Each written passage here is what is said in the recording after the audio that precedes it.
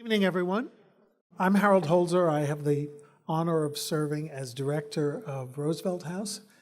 And on behalf of Jennifer Rabb, the president of Hunter College, it's a great pleasure to welcome all of you as we celebrate not only the beginning of the spring semester at Hunter, but also the beginning of Black History Month at Hunter and everywhere in the country.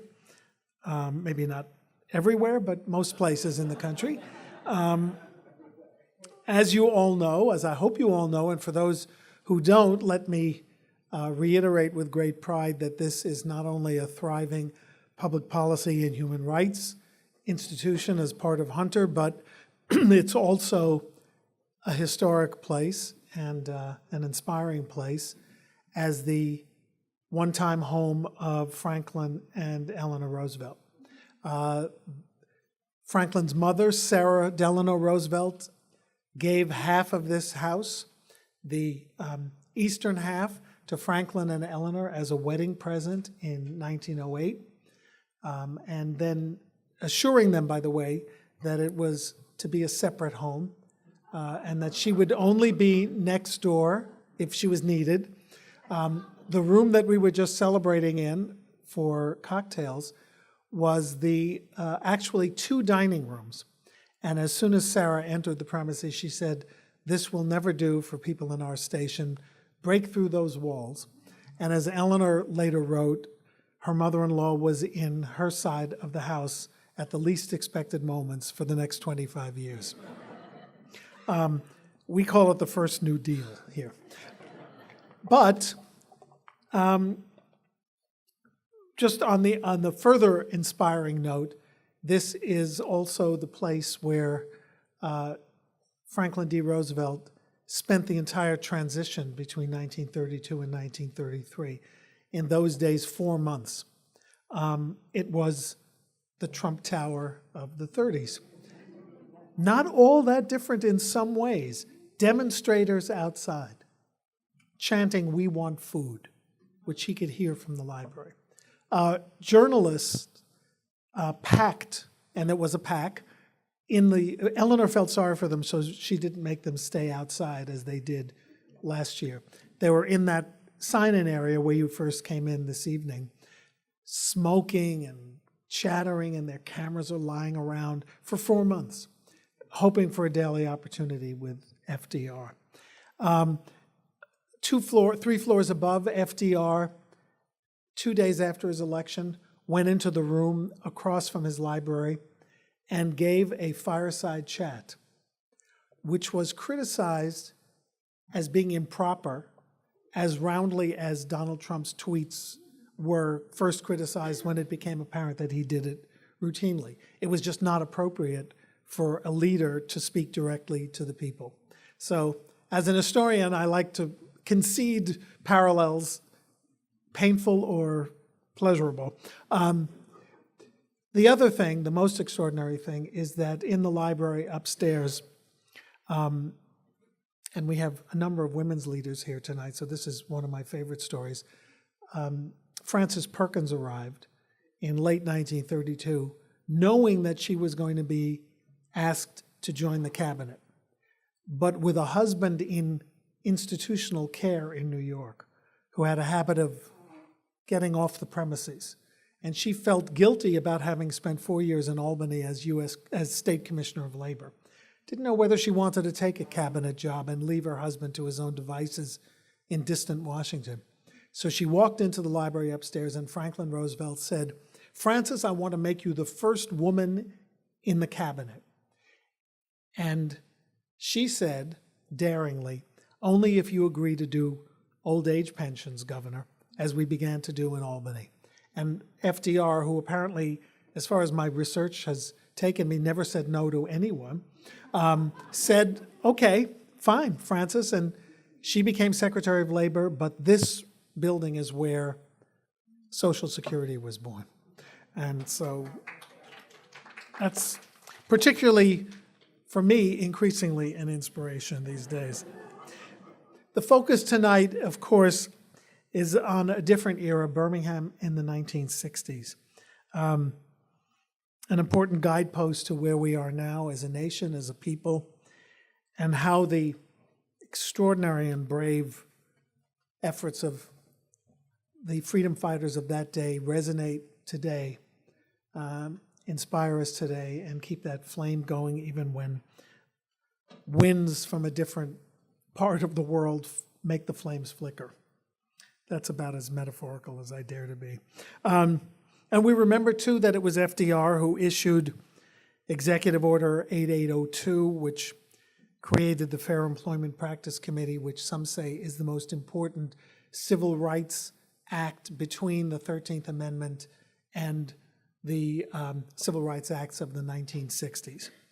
But as we study here, the record is not, the record is fraught, the record is a challenge for us to examine, because the New Deal and the benefits of the New Deal excluded domestic workers and farm workers in the 1930s. Some say because it was too much to bring into the federal system, and others say because FDR could not have gotten the support of the Dixiecrats had he extended the benefits of the New Deal to a largely African-American population of workers. That debate still rages, we acknowledge it, and we welcome the discussion. I will say one thing about the mother-in-law from hell, as we sometimes call Sarah, and that is that it was she who welcomed Mary McLeod Bethune to this house. There are great photographs of her having tea with her. It sounds unimportant, but it was pretty extraordinary in that period. And it was Sarah who introduced her to Eleanor and who sort of awakened Eleanor's social consciousness in many ways, saying, even if she put it this way, and I paraphrase, you're a terrible cook, you're a terrible mother, you're a terrible housekeeper, so why not go out and go to the Lower East Side settlement houses and do something? It seems to have worked, even if it was inspired by a negative comment or two. All of that happened here, and we always, all of us who work here, feel so privileged to have the opportunity to do so in a house that is so filled with memory and meaning. We're thrilled today to extend the many partnerships we encourage to our friends at CUNY TV, who have hoped to partner with us here for a variety of events. We are thrilled that that has happened. My longtime friend Brenda Levin, who is lurking at the back as if she can't decide whether to come in, has been the linchpin and the inspiration for doing that. Brenda and I go back many decades to our Bella Abzug days, but she's as tough and feisty and innovative as ever. And I thank Brenda, I thank you for inspiring this program. It's the beginning of several films we're going to be doing this month. One on the 50th anniversary of the birth of the gay rights movement at Stonewall, one on the Chinese Exclusion Act. So we're using this month to examine human rights and civil rights from many angles. But tonight, we look back so we can be inspired to the future, to the days of Birmingham, and we're so thrilled that someone who's been a voice in our homes and in our hearts for so long, and who is now a mainstay at CUNY TV, is here not only to introduce this film, but to accept our warm applause for the creation that it represents. So she is going to introduce, we'll see the film, and then there will be a panel discussion moderated by Hunter's own David Hodges, who we're honored to have with us today. So now please welcome our great friend, Carol Jenkins.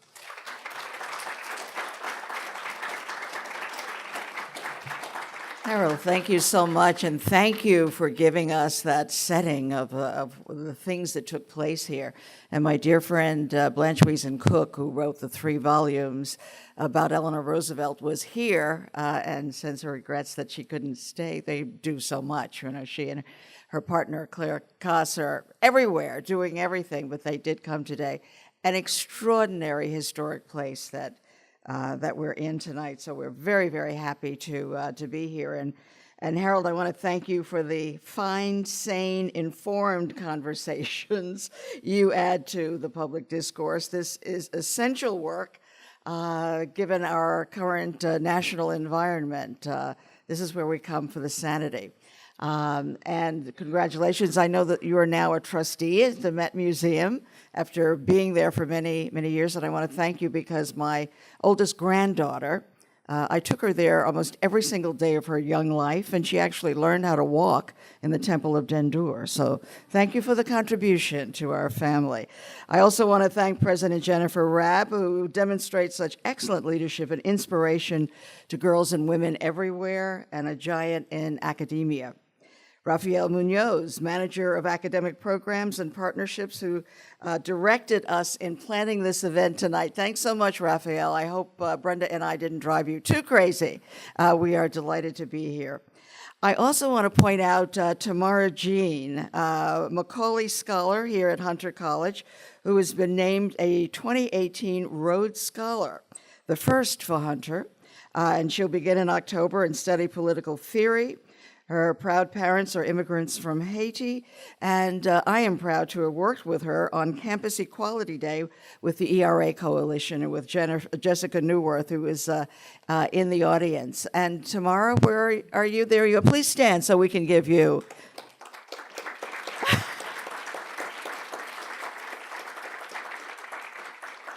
Such a fabulous, and she was great on that project too, right, Jessica? And I do, for the CUNY family, want to give thanks to Brenda Levin for organizing this entire program and so much else in our Black America world at CUNY TV.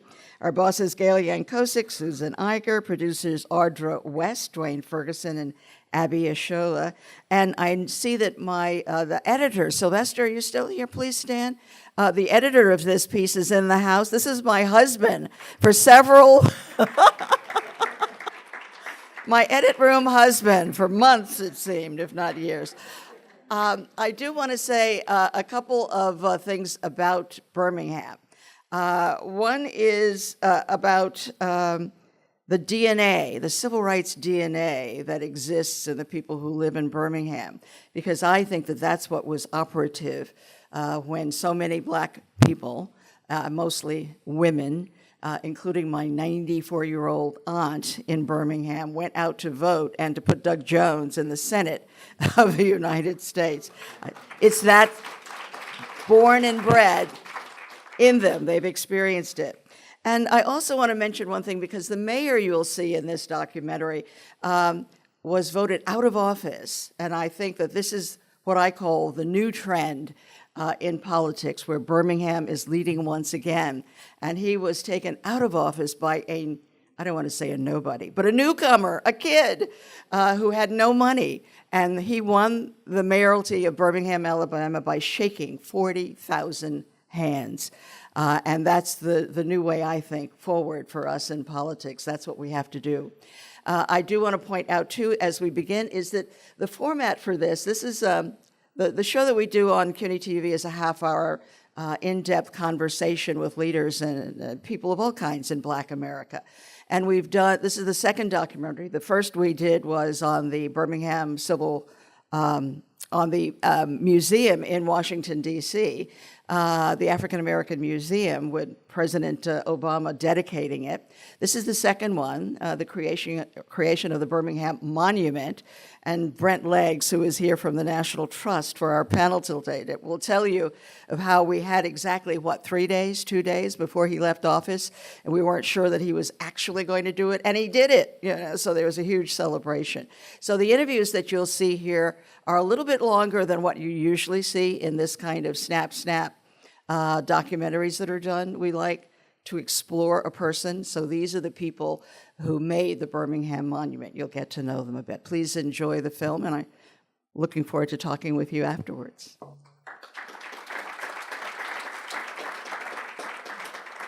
Well, we've already given Brent and Carol a nice, warm round of applause, but I'd like to ask you to give them another round of applause again.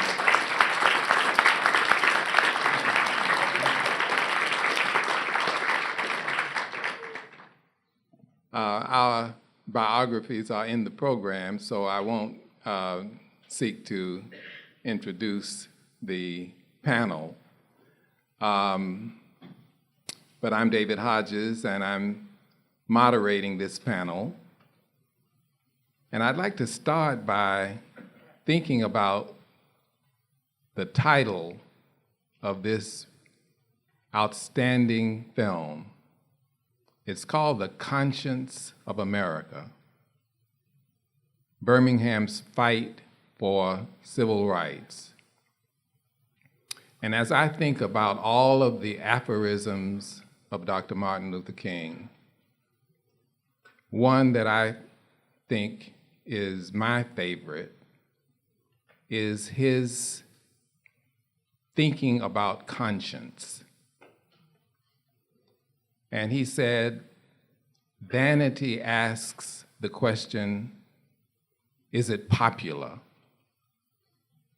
Expediency asks the question, is it politic? Cowardice asks the question, is it safe? But conscience asks the question, is it right? And sometimes we are called upon to do things that are neither popular, nor politic, nor safe, but we must do them because they are right. And I thought, as I viewed this film, that Birmingham was very much the conscience crucible of America. What was right was reflected in Birmingham, tested in Birmingham, and revealed in Birmingham, both by the tragedies that occurred as well as the triumphs that occurred in Birmingham. So many tragedies. That segregated way of life, the police dogs,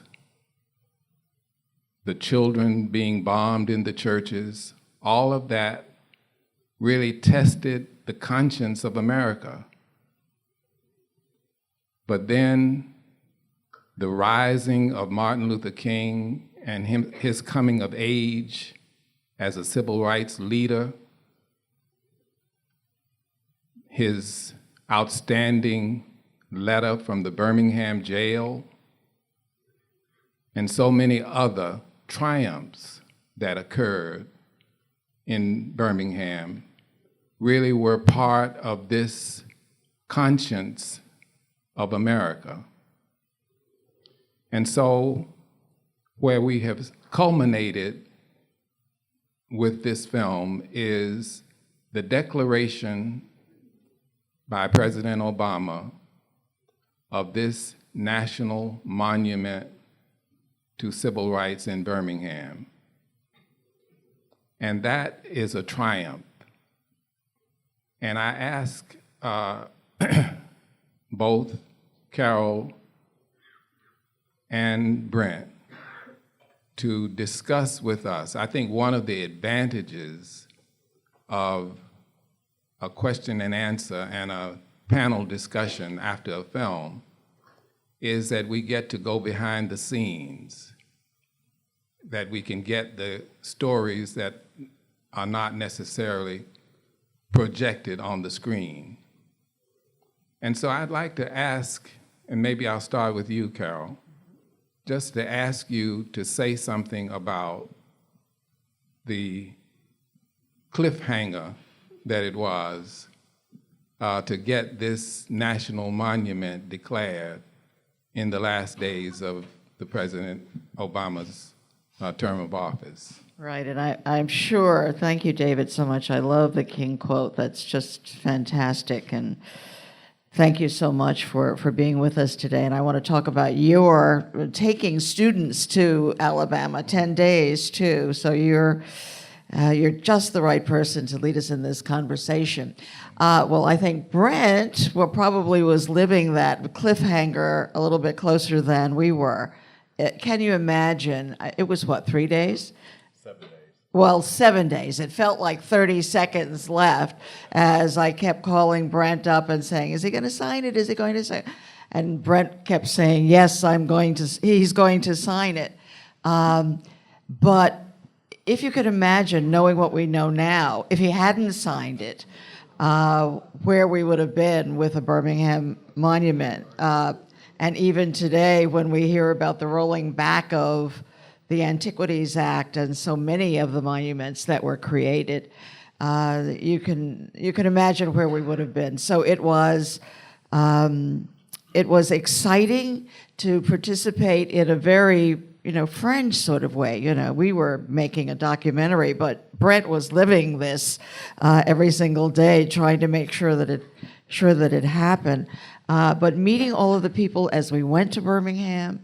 I was born in Lowndes County and spent many of my summers in Birmingham. But I'm a New Yorker. But being reintroduced to that life and to that. When I talk about DNA, there's something just different about people who, not only the generation of people who fought, but their children and their grandchildren who also have that DNA of, we really made something happen here. We know what it takes, to break through those barriers. But Brent can talk to us about the 7 days. This is the man who made it all happen. So we should really give you a round of applause. Well, I thank you, David and Carol. I wish I could take all the credit, but I work for the National Trust for Historic Preservation. I've been there for 12 years. We have a signature program called National Treasures, and this is where we partner with communities. We take direct action over a period of years, often to remove a preservation threat, find solutions to preserve nationally significant historic places. So Priscilla Cooper from the Birmingham Civil Rights Institute, she scheduled a meeting at the National Museum of African American History and Culture in DC to raise awareness of this threat. The city had proposed to partially demolish half of the A.G. Gaston Motel to build what they were calling at that time the Freedom Center, had bonded $10 million for this new construction that was inappropriate in a sacred space like this. So we listed the motel on our 11 most endangered historic places list, made a dual announcement as a national treasure, and then we built a national coalition from the local stakeholders to partnering with the city of Birmingham. And I think the beauty of all of this is we were able to empower the local community to be able to have the tools to save the places that they care about. From the national perspective, we wanted to ensure that Birmingham's legacy in the civil rights movement was recognized, that it was honored, and that it received the due that it deserves. And then from a preservationist lens, Birmingham has the most diverse collection of historic resources that you all saw in this film, designed by Robert Taylor, Rayfield Wallace, who designed 16th Street Baptist Church. Skip to the next generation of Black architects, and you've got Max Bond that designed the Birmingham Civil Rights Institute. I hear a clap. We can clap for we can clap for Max and Taylor and. We're all Max Bond fans. Yeah, the others too. But I just have to say that Birmingham is a really special place. So for me as a professional to have met Carol, who is. And then had to put up with the middle of the night text. Brent, where are we? What are we doing next? Yes. But Carol using her platform and tools to preserve culture and ensure that the public is reminded of this history, it's gratifying. And Brent, I know that this is not your only project, that you have other projects. And tell us a little about your background as well as the projects that you have continued to pursue and will continue to pursue. So I got an MBA from University of Kentucky. Didn't think that kind of corporate America suited my personality. And so I was soul searching, and I learned that there was a furniture making class in the School of Architecture, or program at the School of Architecture at UK. And I went to explore it, and I had this random 15-minute conversation with the dean of the graduate preservation program. Literally after 15 minutes, he convinced me to go in the program 2.5 months later. And for my first project, they would ask me to inventory historic Rosenwald schools in my home state of Kentucky. So, Rosenwald schools? Yep. So I'm from Paducah, Kentucky. Yep. Oh my. But I had read Up From Slavery, and Booker T. Washington was iconic for the obvious reasons. But to then learn about this social movement called Rosenwald schools, and that two individuals would develop a vision and help to fund the construction of over 5,000 schools in 15 southern states, and then to learn that my mom and dad went to Rosenwald schools. You know, it became personal for me in many ways. And working with the grassroots organizations on the grounds with limited resources, but the passion and commitment, you know, I saw an opportunity to make a difference. So. Well, the world lost a great furniture maker, but gained a fantastic preserver of our history. Thank you for that, and whoever that person was. Now, Carol, there are some side stories that are not visible in the film. One is that Terry Sewell is really a relative of yours. Yes, she's. And we know that A.G. Gaston is a relative of yours. Yes. But tell us a little about Lowndes County and Terry Sewell, because she Right. seems to be a rising star in she's that doing- area. Doing amazing things. She's keeping very busy these days. But Terry Sewell's mom is one of the Lowndes County gardeners, and that's my family in Lowndes County. It was our farm. My grandparents were farmers, and so when I tell people that, you know, I spent the first few years of my life on a farm in Lowndes County, Alabama, if you can imagine, mid-40s, you know, when I say to my friends, yeah, I had no shoes, I had no, you know, whatever, they're like, what, impossible. But that's where we were from. And an aunt of mine still lives on the property, and a cousin. And it was that farm that was the third stop on the march from Selma to Montgomery.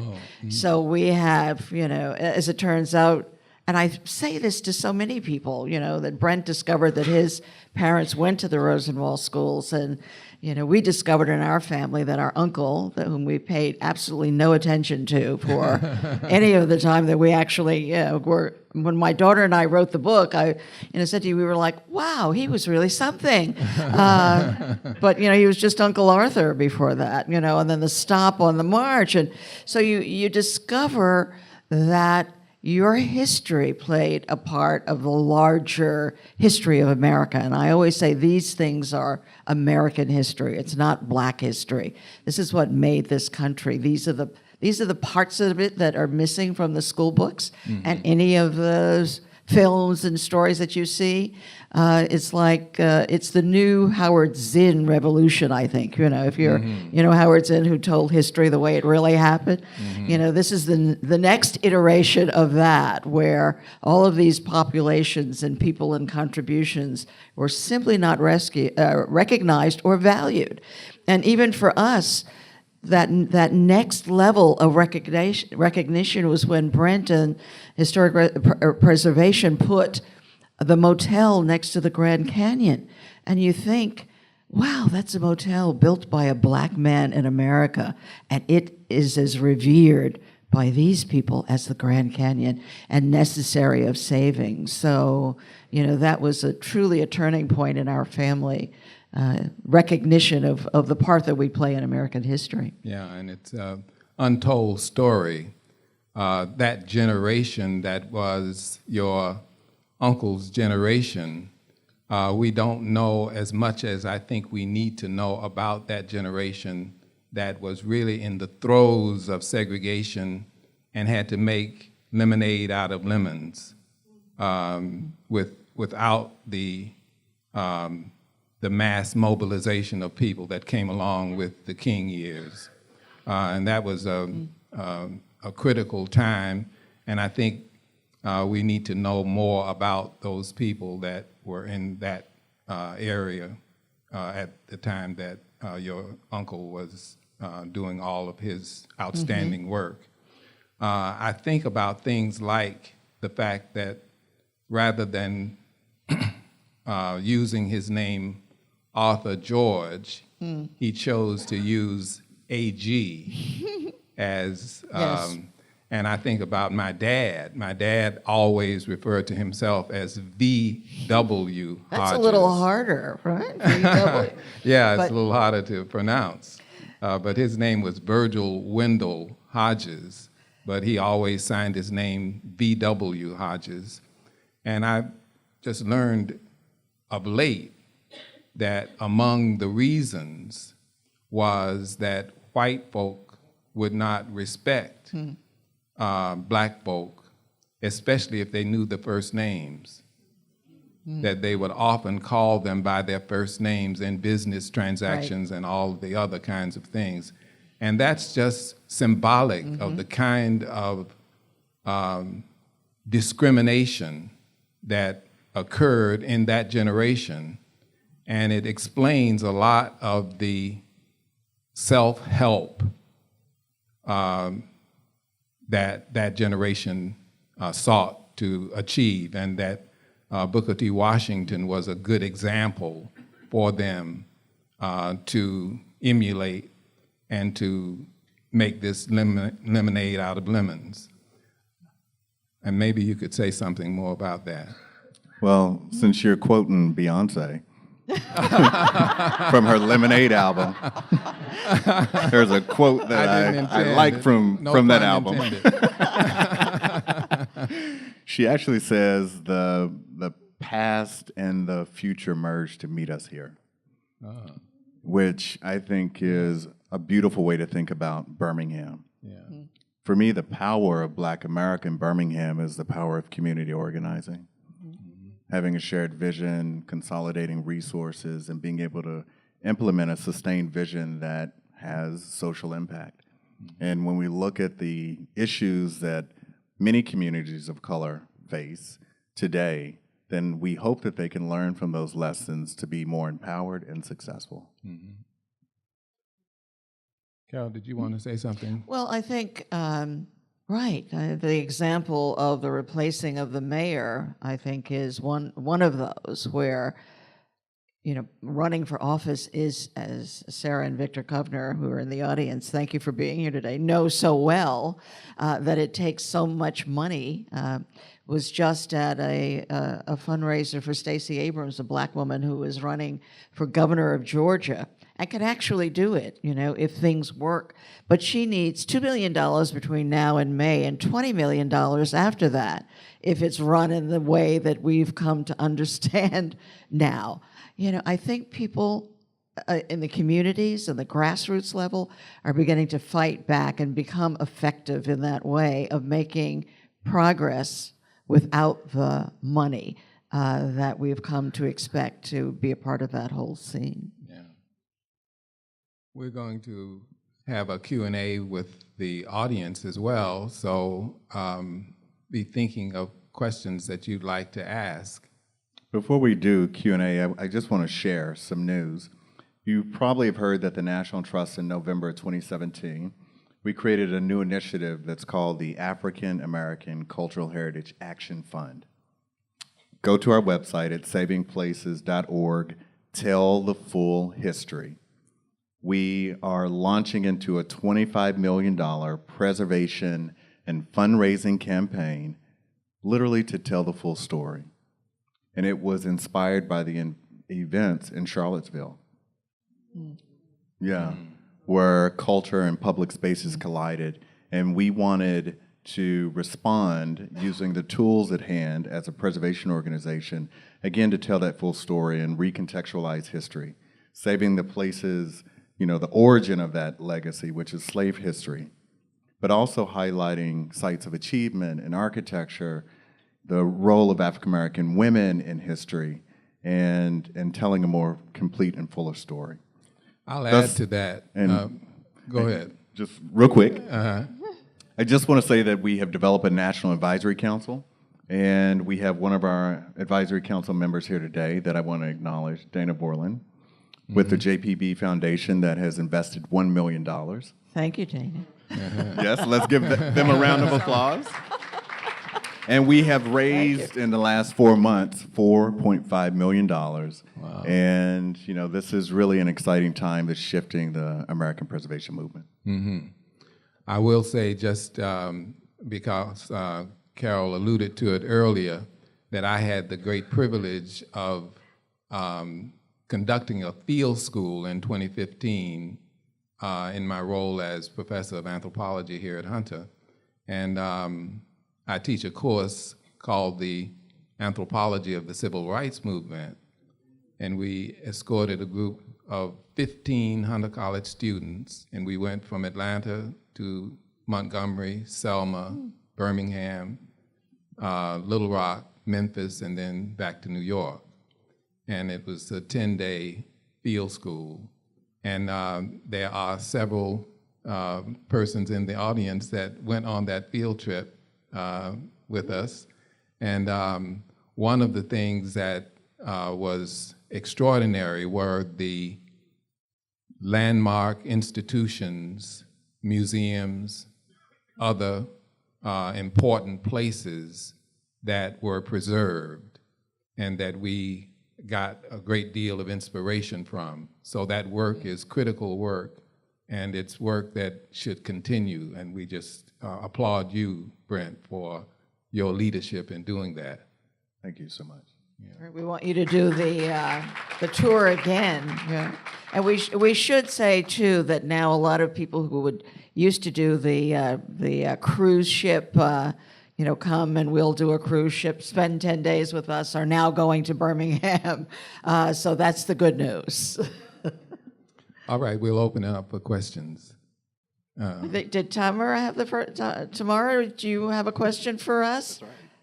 Yes, we're going to start with Tamara over here, all the way at the end. If you could pass her the mic. She's our Rhodes Scholar. Yes. She deserves a question. Yes, indeed.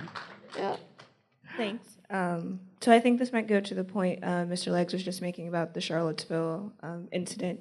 So I was thinking, watching the film, about how so much of it was centered on rightfully preserving and contextualizing these moments in history. So I was wondering, in your professional opinion, how we preserve that more hateful part of our history without potentially empowering the wrong people through that preservation.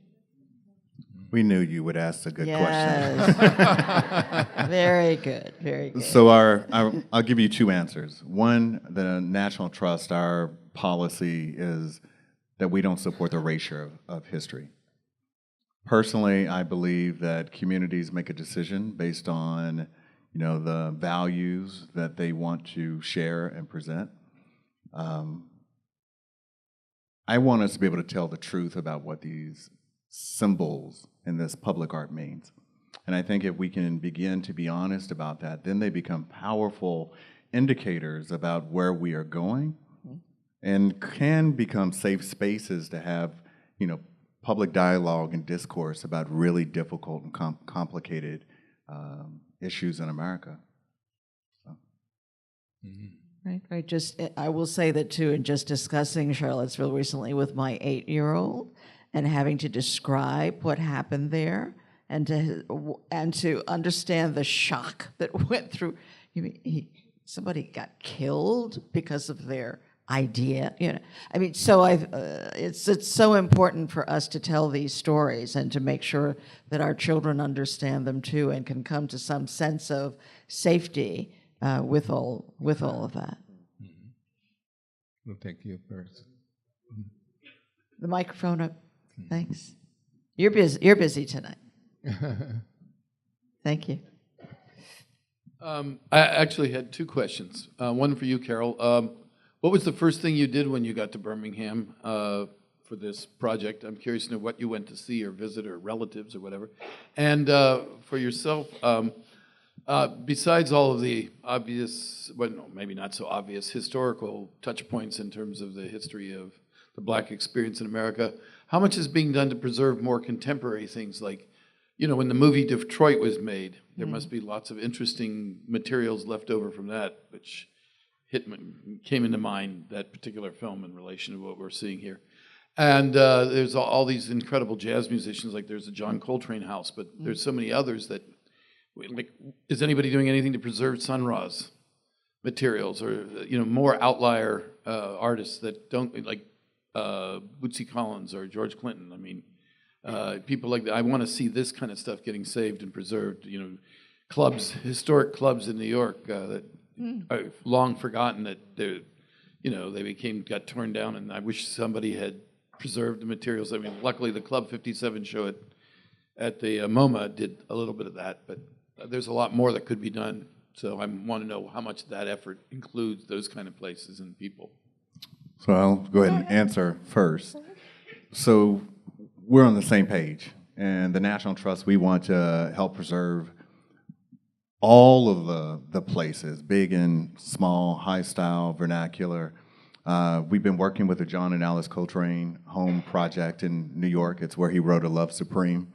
Part of our work there is not only to honor him as a jazz icon, but it's also to elevate the profile of Alice, who is under-recognized and iconic in her own right.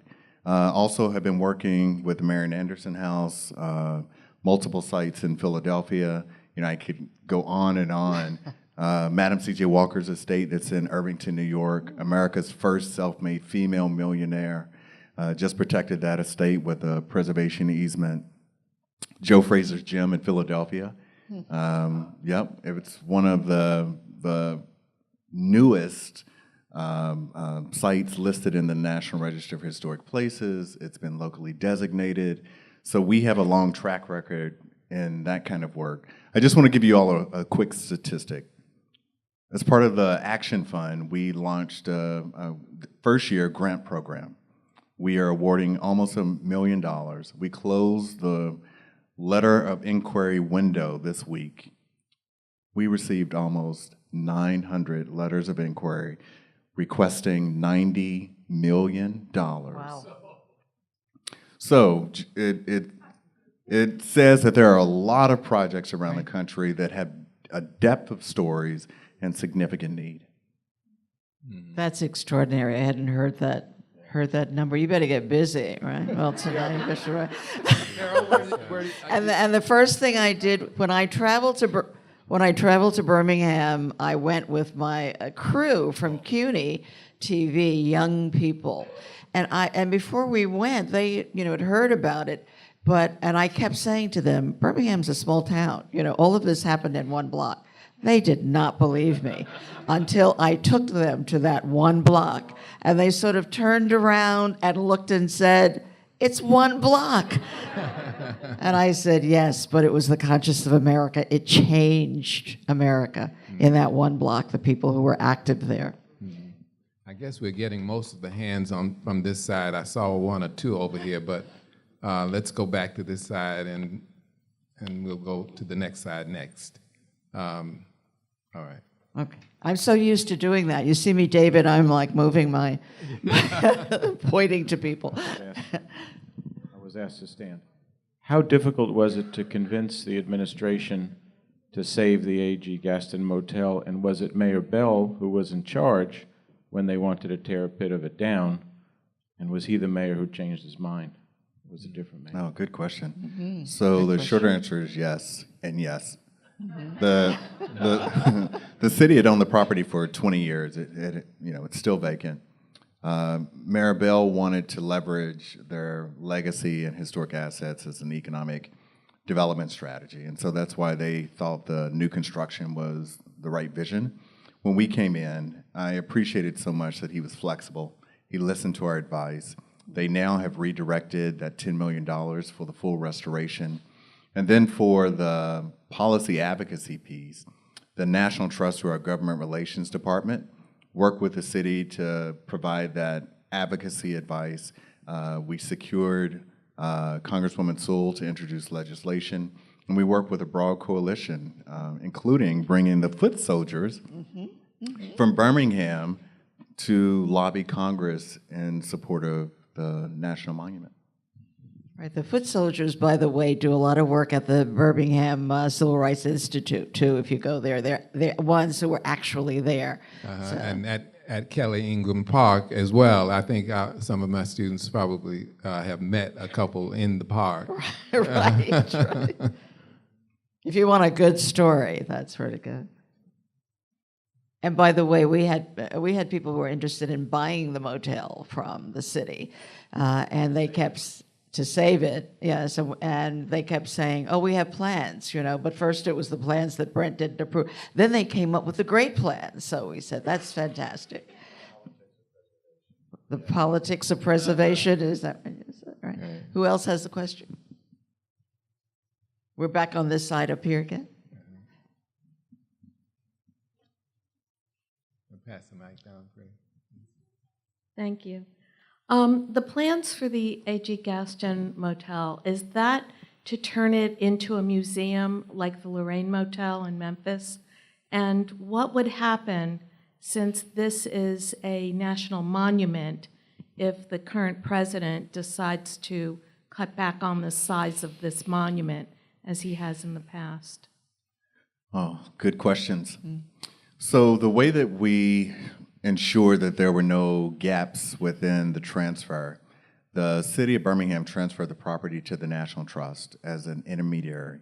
We then transfer the property to the federal government. And so there's no way ever in perpetuity that the national monument boundaries can be rescinded or reduced. Yeah.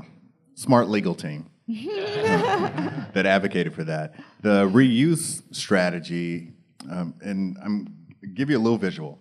So the 1954 section of the motel is kind of like a U. That's owned by the federal government. That's their interest. The 1968 portion of the motel is owned by the city of Birmingham, so a co-stewardship agreement. So the idea is for the National Park Service to have an interpretive footprint, a small museum, but also use the sites across the Civil Rights District and National Monument to tell that story. The rear section is currently being proposed to continue the historic use as a motel, so kind of Airbnb, provide that unique amenity for people to stay literally at the hotel in a national monument. Reviving the supper club, which was very important to the local community. And currently the neighborhood is a food desert, so providing those services. And then the motel block of the 68 portion of the motel to be used as a scholar and artist residency program that would be tied to the Birmingham Civil Rights Institute. Yeah. Very, very Bravo, good. bravo, Yeah. bravo. I do want to say that while we're getting the next question, that one of my uncle's most successful businesses was a funeral home business. That's, as he was building up in all of those things. And my cousins and I always say the reason that we are so strange is that we used to play in the funeral home running through the caskets. And that has probably molded us in some odd way. So. All right, another question.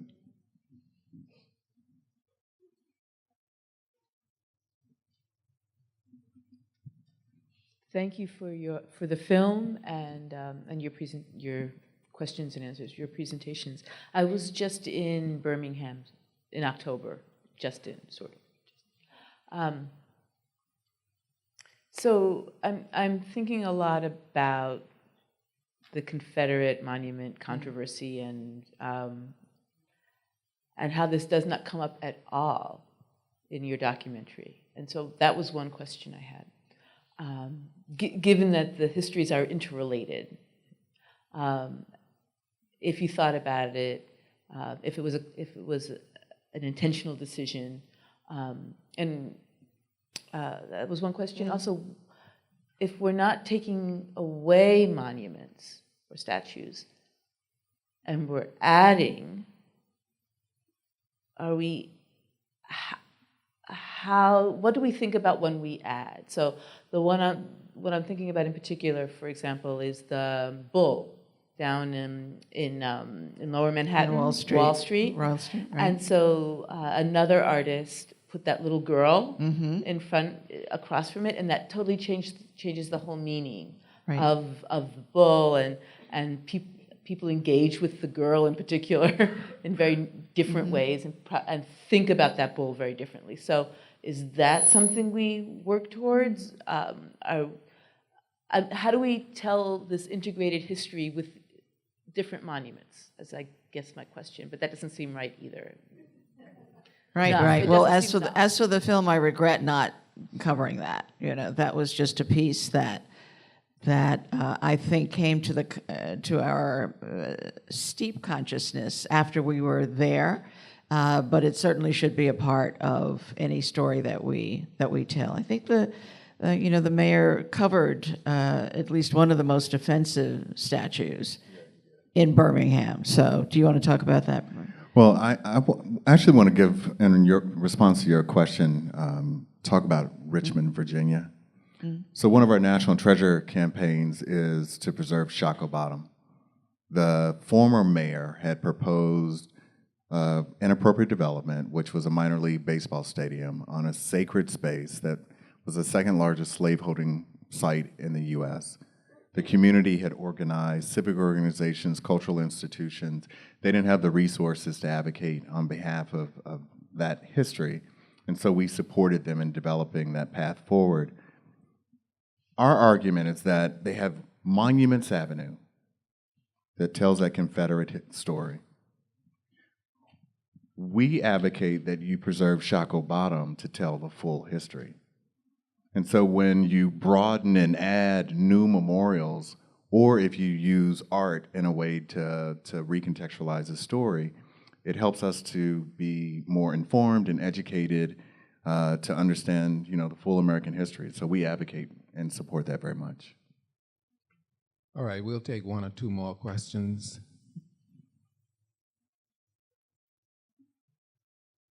Are there? Yes.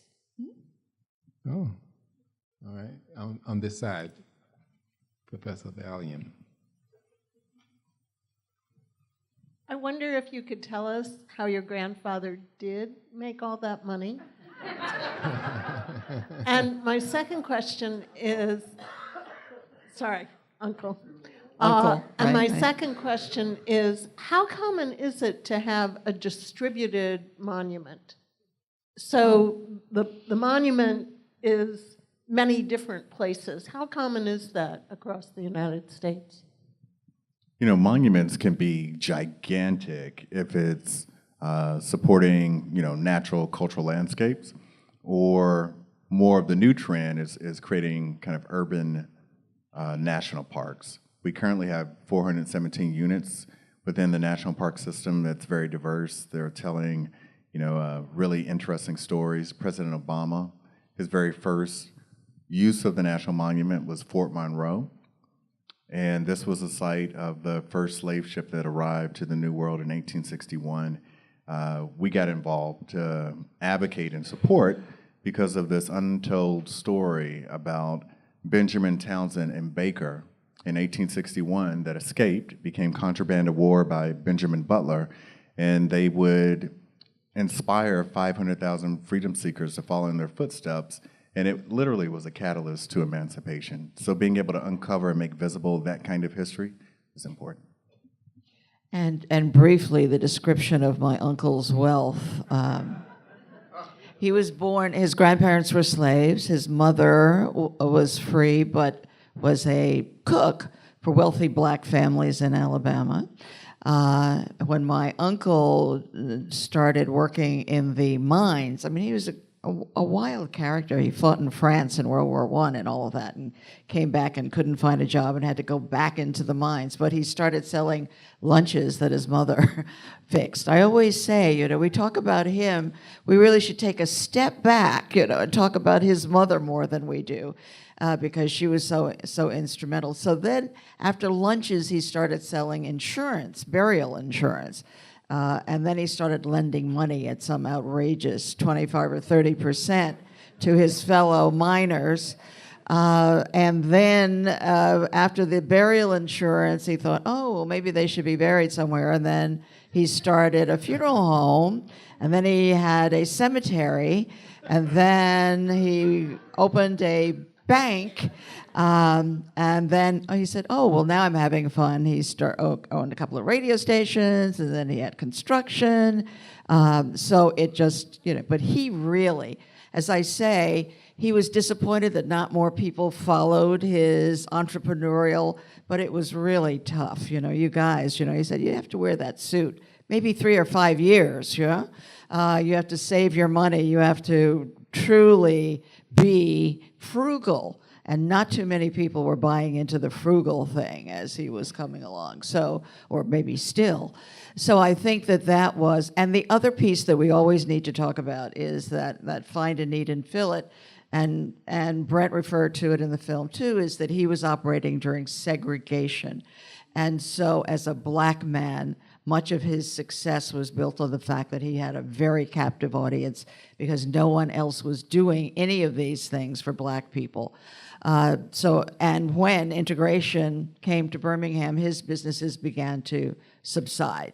So I think that many things, his spirit, and also he had his 10 rules for success, his spirit, my daughter and I look at that often, and say, no way. But also the timing of when he was building all of this in segregated Alabama. One final question. I'm asking this on behalf of another guest. How important was the oral history tradition in preserving what happened in Birmingham? And when did the National Trust for Preservation and other preservation groups begin to use oral history in a serious way in their activities? Well, we got involved in 2015. To be honest, we haven't used oral history a lot in our work. I don't want to get too wonky and technical in our preservation, but a lot of the scholarship is driven by theme studies, and that's approved by the National Park Service and Department of Interior.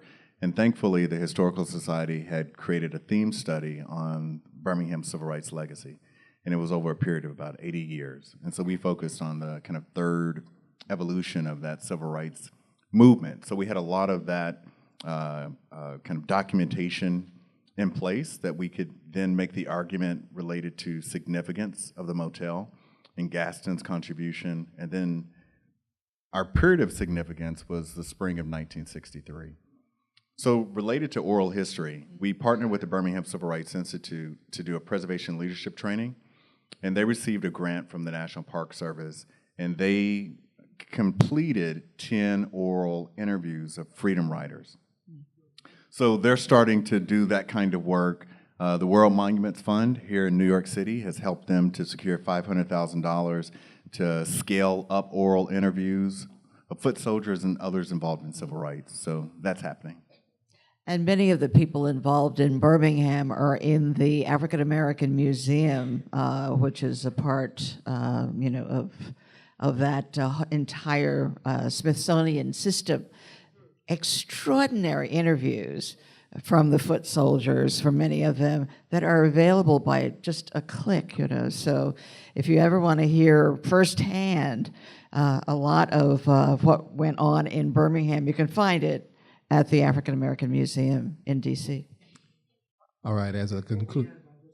I want to, on behalf of Roosevelt House, thank David Hodges and Brent Leggs, and of course, Carol Jenkins for the film, and add the message that Dean John Rose reminded me of before he had to leave, which is that the extraordinary aphorism with which Professor Hodges began tonight's discussion was not delivered in Birmingham or in the South, but at Hunter College in 1967. So the arc of history brings us back here, and we thank all of you very much. That is All right. great. Thank you.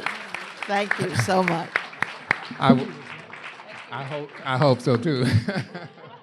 I will make this announcement. I've been asked to make the announcement that there is going to be a national conference at the CUNY Graduate Center facing new realities in higher education and the professions. And the brochure is on the desk, and if you'd like to take a brochure, please do so. But just as a, if I could conclude the conclusion,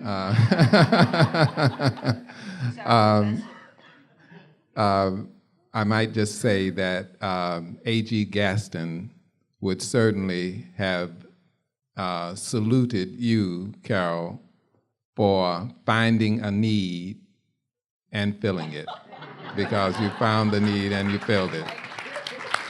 Thank you so much.